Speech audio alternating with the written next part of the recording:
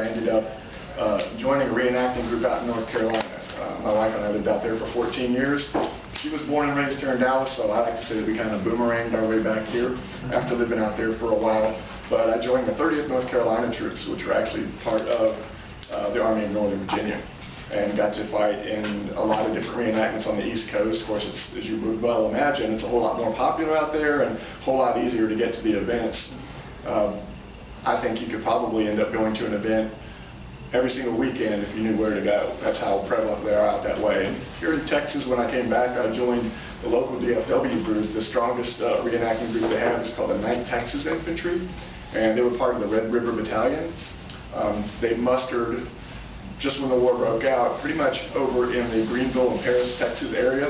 Just northeast of Dallas is where they got most of the recruits that were in this group. They ended up fighting as part of the Army of Tennessee, and they fought all the way up in the Western Theater, all the way up until the very end, when they surrendered in mid-April in Fort Blakely in Mobile, Alabama. So almost all of the reenacting units that are around in the country are modeled after a real unit from the Civil War, and the 9th Texas is no different.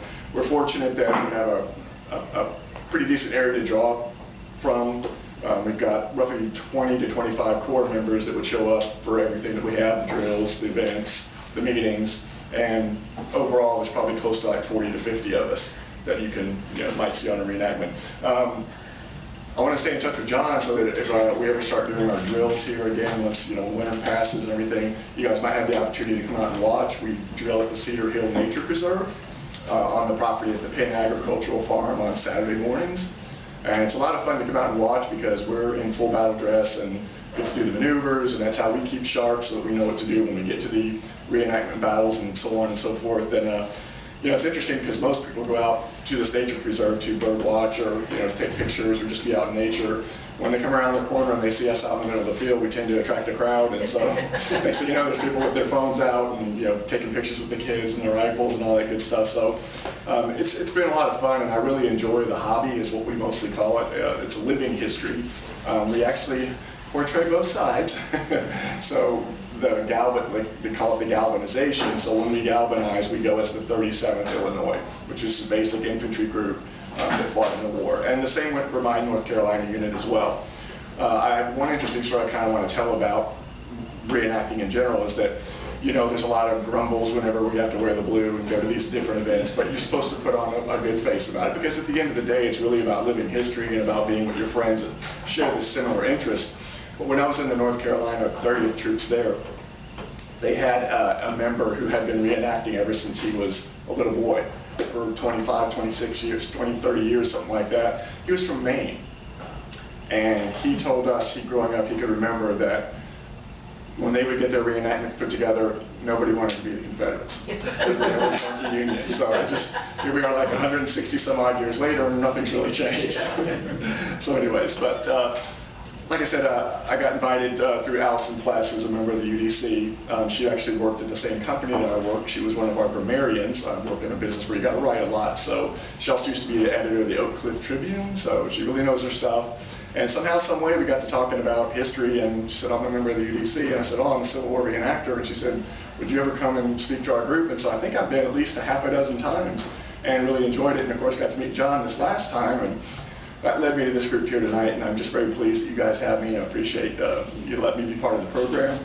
And tonight, the subject that I came here prepared to speak about was, I always try and find some kind of a topic or a subject that's got some kind of a tie to Texas in particular. And tonight I want to talk about the program I've entitled. It's called A Real True Tall Texan, William Stewart Simkins. I'm just going to hold this up real quick so you can see. It's the different phases of his life anyway. So I just found it really interesting when I started doing the research on this gentleman in particular, and of course John has helped me with my interest, and he's been instrumental in letting me bounce ideas off and so on and so forth. But William Stewart Simkins was actually a South Carolinian by birth. He was born I got my date wrong here. Anyway, he was from Edgefield, South Carolina. He was born in 1842, there it is. He was actually a Mason. He was a member of the Episcopalian Church.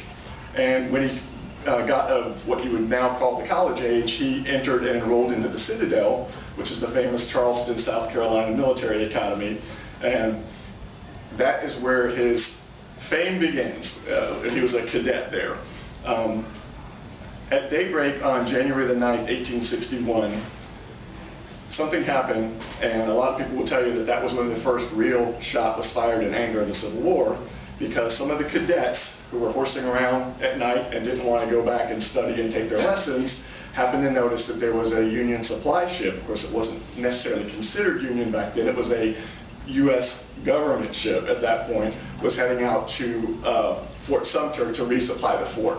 And the ship's name was the Star of the West.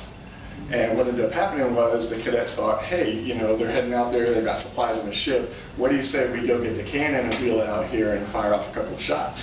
And that's exactly what they did. And so there's some people that will tell you the real first shots that were fired in anger were at the Star of the West.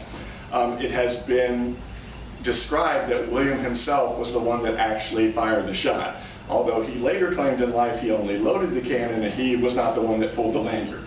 But I think that there was, at least in their younger years, right after this happened, there was a little bit of concern about they might get in trouble for what they had done. So no one actually wanted to admit that they were the ones that actually pulled the trigger. But anyway, it was just a really interesting story about it because there's a tie to Dallas when this is all said and done. Anyway, these cadets graduated early on April the 9th of that year. As you know, 3 days later, the real war would break out when they began firing from the Charleston Battery onto Fort Sumter. He ended up being commissioned as a first lieutenant in the artillery of the Confederate Army, which of course makes you wonder, maybe he was the guy that fired that first shot. But anyway, he oversaw one of the batteries during that first battle of Charleston Harbor, and then a year later. He's actually mentioned again during the war on September the 19th, 1863, as he was the Inspector General on the staff of General Haygood, another one of the Confederate generals. Simkins fought all throughout the war, was never injured, obviously wasn't killed. He ended up surrendering as a colonel in the Army, along with Joseph E. Johnson in Durham, North Carolina, which, as the historians will tell you, that was after Lee's surrender. Several weeks afterwards, Joseph Johnson's army was the last full army of the Confederates to surrender and lay down their arms. So anyway, after the war, he went to law school, became admitted to the bar in 1870, and he also married his wife, Lizzie Ware, on February the 10th, and they ended up having 5 children. He moved to Texas in 1873. He was admitted to the state bar and also a member of the American Bar Association, and he practiced law in Corsicana, just south of Dallas, until 1885, when he and his brother moved up this way and began a practice in Dallas in the summer of 1899. So now you can see where he's kind of got this local connection. He ended up later joining the law faculty at the University of Texas and began a 30-year career as what they later would describe as the most colorful character ever connected with the law school. He had a heck of a teaching style. He had students that were very much enraptured with his speaking abilities and the way he conducted the classroom. And they even started, first-year law students were known as Simkins jackasses. That's what they called them. And got the term JA, had little buttons and everything. Simkins, of course, later in life started growing that little long white hair. As John pointed out, he kind of took on the look of Mark Twain himself, the bushy mustache and everything. But he, really loved it when people applauded him when he made certain points. And it was one of those classes where if you've ever been in school and there was a teacher that you really wanted to have, Simkins would have been considered one of those. It's also interesting, too, that it's written by the historians that in many ways he remained an unrepentant Confederate, delivering an annual lecture every Thanksgiving in which he criticized carpetbaggers, defended the South, and told stories about his exploits during the Reconstruction period when he was in Florida. His students and faculty still called him Colonel Simkins, is what he was sometimes called, but he was a memorable teacher, known to be grumpy, irritable, and one who often drank whiskey. So he was also quite a credited author. He became very prolific in terms of writing and producing standard textbooks that were used in law schools, not just in Texas, but all over the country. And so he wrote about administration of estates, federal suits, title by limitations, all these different legal factual guidebooks of whose precedents still survive to this day in legal theory and legal classes everywhere. He was given several honorary doctors of law, after his career was ending. This happened, of course, in Sewanee in Tennessee. The University of the South bestowed an honorary doctorate upon him, and he became a professor emeritus in 1923. And he even continued to lecture at least once a week up until his death in Austin on February the 27th, 1929.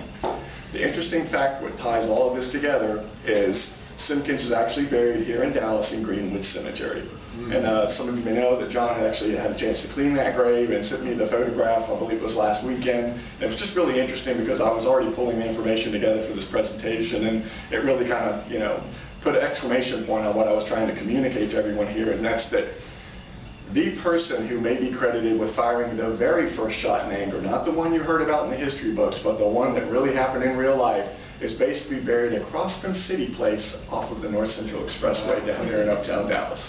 So, Amen. That's the prez. Yeah.